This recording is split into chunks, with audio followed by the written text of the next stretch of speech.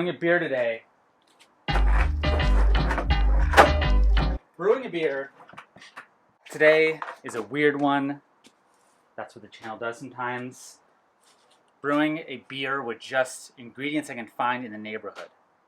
It's an idea kind of inspired off a brewery, Highland Park Brewery. They did it. They went around the neighborhood and they got like fruits and I don't know if they got herbs, and they made a beer entirely off that, a sour if I recall, and they called it neighborhood beer. This was years ago. I don't know if they do it anymore, but I remember it being delicious. So I do some jogs sometimes, and I've been seeing some herbs and plants around that I think I can use. I was like, let's do it. Let's see what I can find. So the goal is to do sort of a Gruit beer, or Gruit beer, I've heard people call it. Essentially what that is an old medieval-ish sort of ale. Back before hops were around, they would use herbs and spices. One of the most common ones, rosemary, bog myrtle, and yarrow. And yarrow allegedly can even have some sort of weird hallucinogenic properties to it. Apparently some Vikings would take it and go crazy with it, or maybe that was the bog myrtle. But maybe I guess to make them go crazy in the battle and stuff. I'm doing a sour with it because I've had a couple of those kind of herbaceous beers before, and they've been a little too much. I think with a sour, it'll kind of taste interesting, given that sort of earthy bitterness that can happen also with any sort of flowers, any sort of other flavors going on. I think that'll work okay. Back in the day, guarantee that their beers were always sour, or Brett forward or something, because they had no sanitation. So let's get mashing in and go from there. I use skateboard sometimes to transport the water. Just easier. Mashing in. Mashing a little hot right now. 156 degrees Fahrenheit. You know, put a little more of the dextrins in there. All right, that's it. Mashed in. I stir it in. Make sure there's no dough balls. And yeah, let's go harvest some plants in the neighborhood.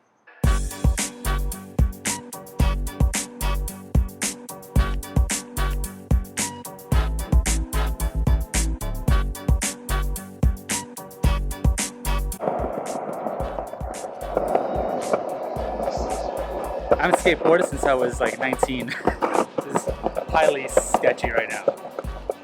Full disclosure, I know exactly where some of the plants are, and I'm gonna go get that first.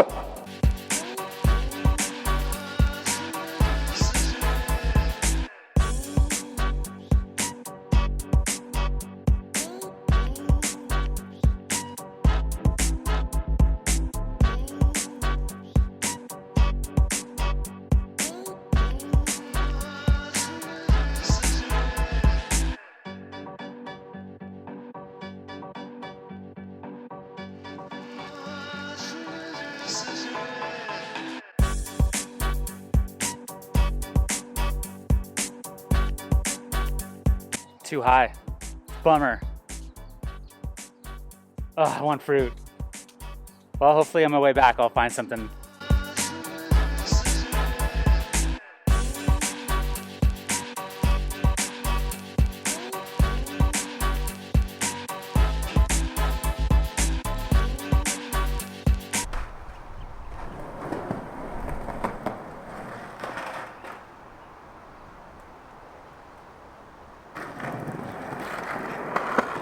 Rosemary.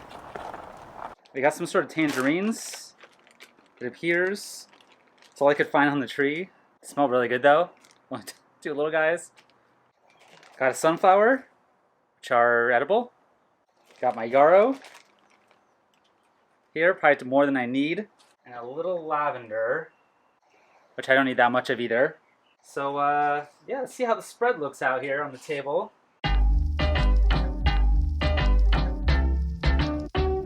I do have an app here. It's called Picture This. I'm going to double check everything just to make sure. Access your camera, point it at it. Let's see what it says about the yarrow here. There it is. So I'm going to do a half an ounce of yarrow for a 2-gallon batch. People said even like 2 ounces for 5 gallons was a little strong.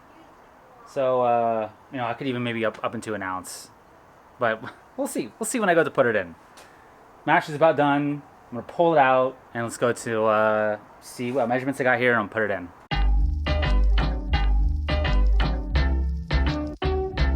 1050, perfect. And it should end at 1050-ish range because I'm not boiling. And what I'm gonna do is steep the herbs for about 30 minutes. So I'm at 175 degrees Fahrenheit, and I will probably hold it around there, probably maybe 185. Okay, I got my yarrow here, by the way. It smells delicious. 0.75 ounces for my 2 gallons, and it goes. Got my lavender, 2 pieces of lavender, 2 small pieces. The sunflower. It's a little bit of rosemary, not much worth. And I'm gonna squeeze, crack open, squeeze these bad boys in there, all juicy.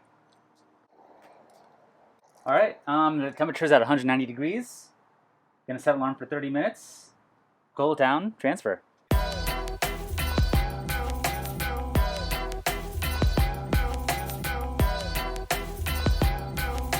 I cooled this down to about 80 degrees because why not? I'm gonna ferment this in the garage, not in a fermentation chamber. It's about 80 average during the day right now. It's the June 13th.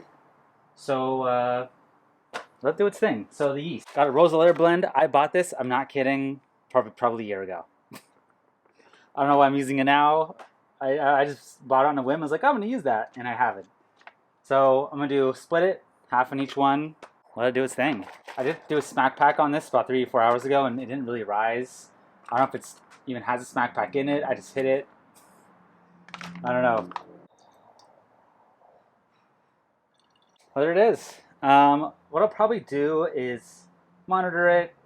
I would like to bottle this sooner than later. I'd like to hopefully it can be done in like 3 months. If it's really hot out in the summer, that's possible.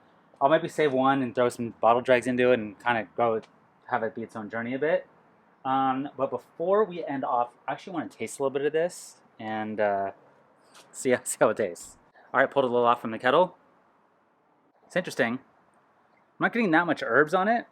That'd be a little more pungent with the herbs, but it's there. But that could be good. Maybe in the end it'll have this cool, subtle, earthy, herbaceous thing. So let's go to the next step, or the tasting, whichever comes first. It's been about 5 months. Today is Halloween. One has formed a pellicle, and the other has not. The one that's formed a pellicle is a little darker. I almost wonder if it got a little oxidized, but take a look. All right, so I have not tasted these yet. I haven't really touched them. I don't know if I did it on camera or not. I think I added a little lactobacillus to this from something else I did. I'm not 100% sure on that. Should I have taken notes more detailedly? Yes. Did I? I did not. But we're going to keep going, and we're going to taste this and see where we're at. I was going to do like a sample back-to-back of the one with the pellicle, the one without. And as soon as I open the one with the pellicle, big waft of nail polish remover. Just right in the face. I love that smell, but not in my beer.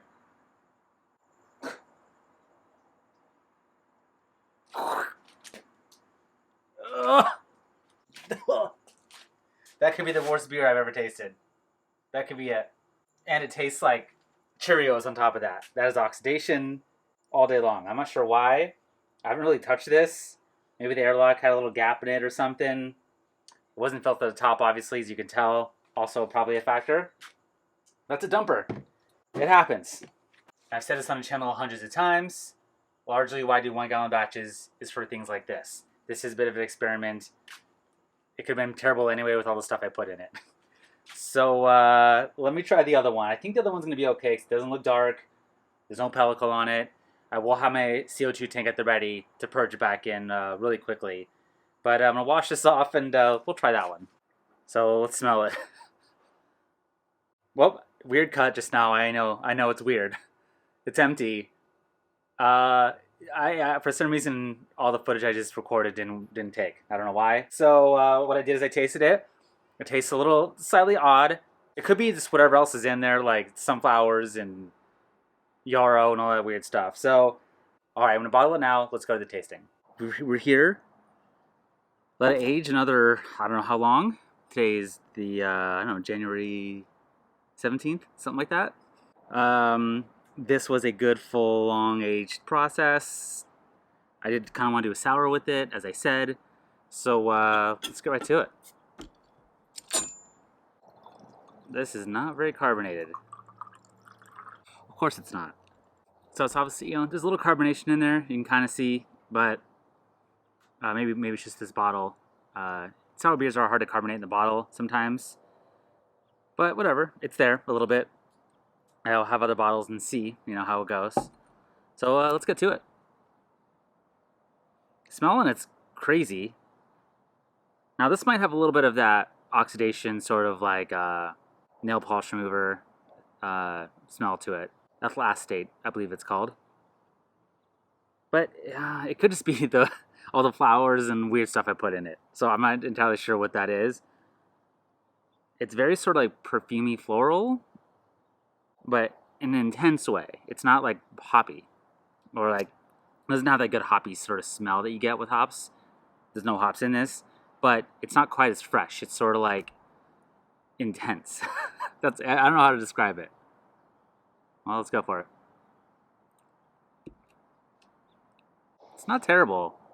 I think it's just a little bit oxidized, unfortunately. I think if this was blended, it would go really, really well with another beer, but I wanted to do it just straight up. But let's see if I can get any of the other flavors going on. It's cool. It's like flowery, sort of grassy, but like earthy, like dirt, but like bright dirt. Whew, descriptions today are not going well. I'm not getting any of that tangerine. The yarrow in it, if that is yarrow, is really, really crazy tasting. It's almost like lemon sage sort of taste to it. It's really interesting. The rosemary in there is not really too dominant. Well, this is actually pretty good. I mean, again, the only problem is that little nail polish remover, but I think whatever I put in there actually turned out pretty good, and it's fun to do. I very well may try this maybe every spring, or when the fruits and stuff around the neighborhood are kind of growing out. Research maybe other stuff I could put in there. Again, I got to be very careful what I pick. I don't want to pick anything poisonous. But yeah, and it's like, I don't know what a sunflower tastes like. That's in there. I don't know. It's a very unique leafy sage lemony thing going on. But it's cool. But there you go. Definitely getting weird for sure. See you next time.